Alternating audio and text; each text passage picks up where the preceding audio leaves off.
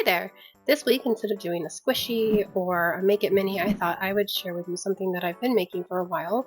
They're called fairy dolls.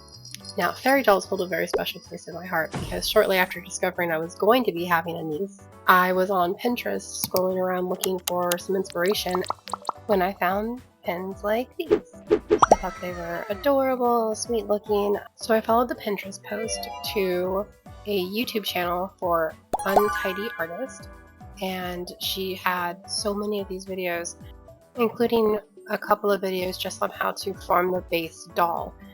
So I followed along with the video, made the base, and then turned the base into a sunflower fairy doll for my niece's baby shower. I even posted a picture on her Pinterest pin because I was so happy with the results. So if you're still watching, that's my history of how I found this fun little craft to do. Now it's time to jump on in and do it.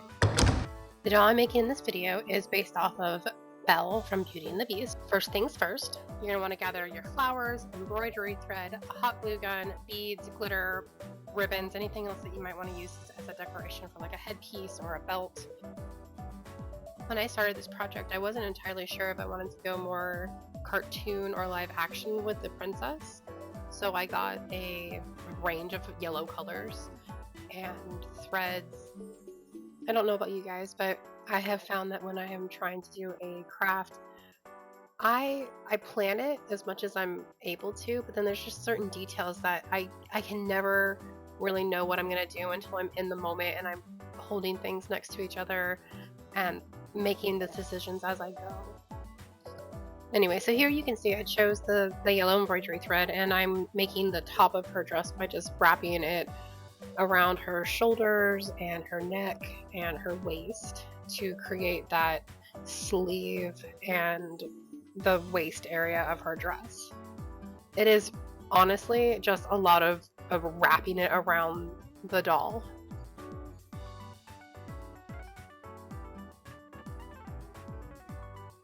There really is no wrong way to do this as long as you are getting the look you want. I will go through and make a sleeve and make sure that it smooths out the way I'm looking for it to lay, and then I'll glue it down so it won't move.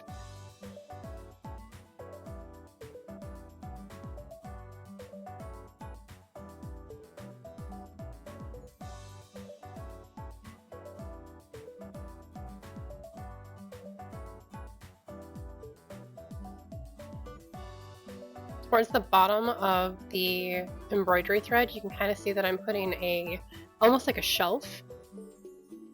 And I don't know when exactly I started doing that, but I discovered that it makes it easier to lay the flowers on that.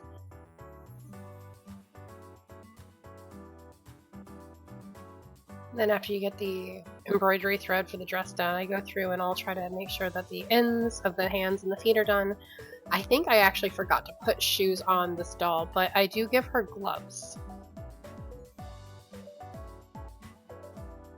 Putting gloves and shoes on the dolls after you've covered them with the skin tone is actually great, because if you make any mistakes, it is so much easier to just go back and cover it up with a glove and a shoe.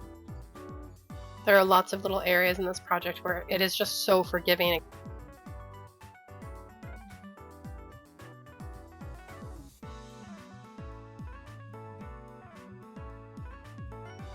One of the things I've learned while making fairy dolls is that you can be realistic, you can go chibi. There's really, your imagination is really your only limit on how you want to style these fairy dolls. Now we're on to my favorite part, the dress. So you just take all your flowers. You don't really need a lot. I know I showed a lot at the very beginning of this, but I was trying to find the right colors and everything. So you only need a few flowers, and what you do is you pull them apart very gently. There's usually like little pieces of plastic in there. And what I'm doing now is I'm trying to lay them out with the smaller petals on top and the bigger petals towards the bottom, because you want the top part of the dress, the one that's going to be closer to your embroidered thread, to begin the poof. At least for a ball gown, which is what I am basing the dress on, is the ball gown. I am not a flower expert, but I do think that the flowers I used to create her skirt were rose petals, chrysanthemums, and carnations. As I'm putting on the different pieces of the flower, I'm trying to make sure that I'm staggering where the petals are laying so they're not just stacked right on top of each other, but they are staggered so that you can see different petals peeking out where there is no petal from the layer above. And then I switched to the chrysanthemums to give it a different texture. And I started with the shorter ones there so that it would give that dress that nice poof. I did go back and forth from the chrysanthemum, the mini petals, to the rose, bigger petals, just to stagger that look a little bit. And then I eventually switched to the carnation flower petals because they were super long and they just dangled so prettily.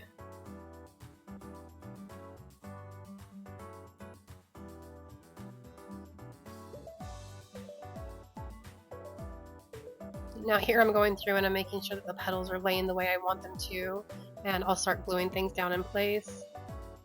I try not to use a lot of glue while I'm putting the dress on and layering it, but towards the end I will put that large glob of glue on, and then I will put the last layer of the petals there to seal it in.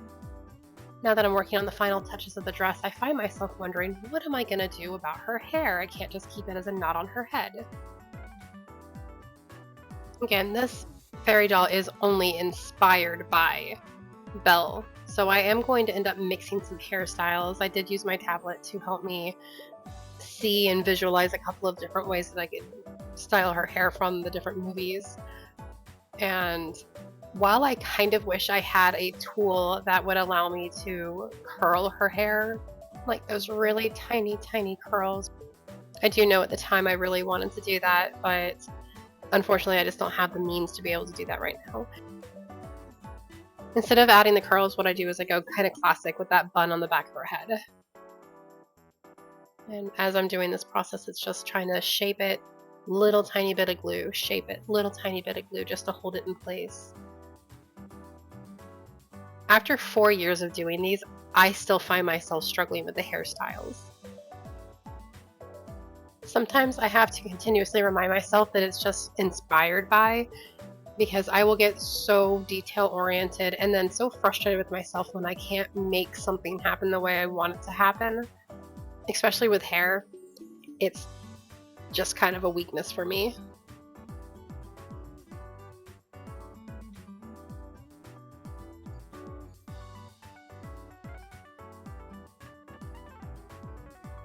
I do remember struggling a lot with the back of her hair. I tried a couple of different things. I tried to just twirl it together to see if I could make it look curly.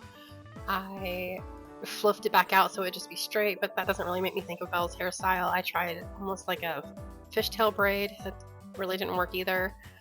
So I paused on that and started working on the hair decorations for the bun, which I think came out pretty cute in the end.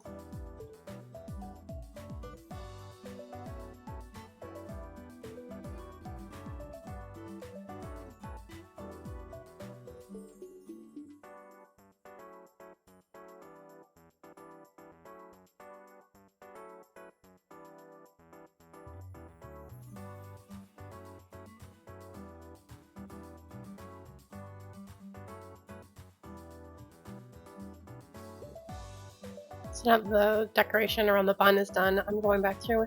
I'm only using the outside of the nozzle of the glue gun, I'm not really putting glue on it.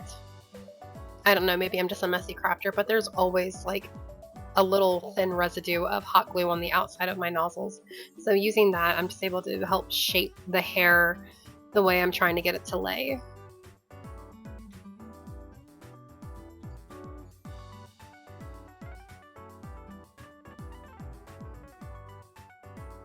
This was me trying to do the fishtail mock braid.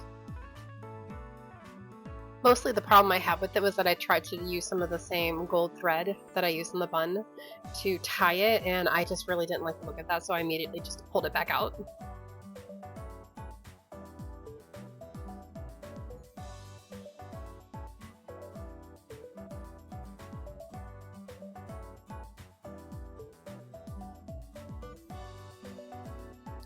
I cannot say enough, when you are making these dolls, remind yourself constantly, have a post-it note out if you need to, that they are inspired by something.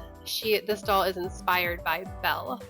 She is not supposed to be Belle, because right now what you're witnessing is I got very caught up in trying to make her hair look exactly like Belle's hair. Maybe it's because Belle's my favorite, I don't know, but I eventually got over it and moved on, so now you can see me pulling out the little beads that I have and trying to find my new inspiration. Every fairy doll that I do, I always try to add something in her hair to give her a little bit of a style, almost like a fairy who would be out in nature would just see this and pick it up and make that their hair decoration. It's kind of silly, but it is something that I started, and it makes me very happy when I think about how to utilize things, as if this tiny creature saw it and picked it up and decided that they were going to make it part of their style. Another thing that I'll do is I'll try different things and see if I like it, and if I don't like it, then I'll just pull it back off. I have learned the hard way that if you wait until after the glue has hardened, sometimes you risk damaging the flower petal, or the color will change because of the heat. So if you want to make a change, you have to make it pretty fast.